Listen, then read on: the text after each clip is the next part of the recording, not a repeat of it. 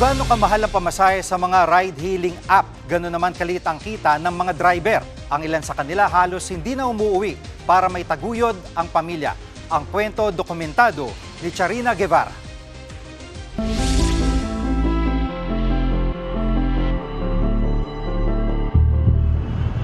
Tingin ng marami, malaki ang kita ng mga driver ng TNVS. Bukod kasi sa mas mahal ang pamasahe kumpara sa taxi, may surcharge pa na tinatawag. Pero kabaliktaran ito sa tunay na buhay nila. Para kumita, may mga tsuper na wala nang uwian ng bahay, walang preno sa pagkayod, walang bitaw sa kanilang manibela.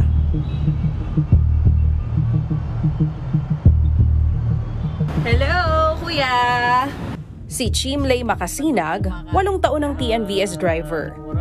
Dati, 2,000 malinis. Ngayon, nakakauwi na lang ako minsan na 1,000.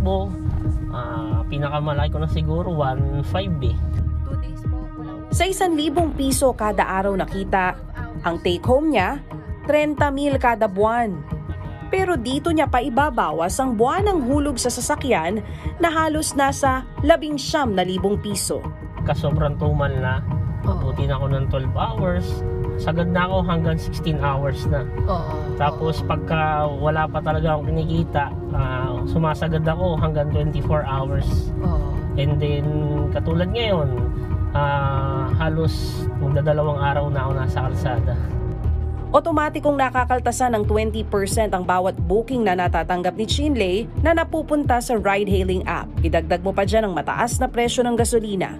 Kaya kailangan makarami ng pasahero sa araw-araw. Minsan nga po kahit nasa malapit na ako sa bahay, Hindi ka pa rin uuwi? Hindi pa umuwi. Naghihintay lang ako ng booking. Kasi wala pa akong kinikita, kumbaga gas pa lang at saka sa kotse. So hanggat hindi mo nakukuha yung 1K na neto, di ka uuwi? Opo. So kung di po kayo umuwi kahapon, saan po kayo natulog? Dito, sa kotse. Paano yun? Nagpapalit pa ba ng damit? Naliligo pa? Sa ngayon po, pagka hindi ako nakatulog, palit damit lang po. Yung pero mga dalawang araw na gano'n. Pero pagka nakatulog ako, nakaiglip ako yun. Doon po ako nakikiligo sa gas station. Anong oras ang huling kain mo? Kagabi pa po. Ha? Alas 12 na ng tanghali. Naku.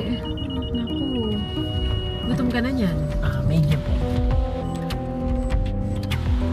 Ano pa yung pinaka, sabihin na natin, tinitiis mo bilang TNVS driver? Haba ng oras ng biyahe. Tsaka minsan, hindi na rin ako nakakain sa tama.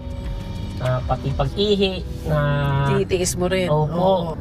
Tapos pagka naghahabol ako ng kita, yun, hindi na rin po ako talaga nakakain. Meron kang 2 anak, kuya? Meron po. Hindi ba sila nagtatanong kung may mga pagkakataon na hindi ka umuwi? Kung Papa, bakit wala ka sa bahay? Ba't di ka namin kasama matulog? Minsan nagtatanong, sinasabi na lang po ng asawa ko, nasa trabaho, bumabiyahe po ako. Tapos video call para makita nila ako kung okay pa ba ako. Titiis ko naman din po kasi para sa kanila naman ginagawa ko ng gano'n.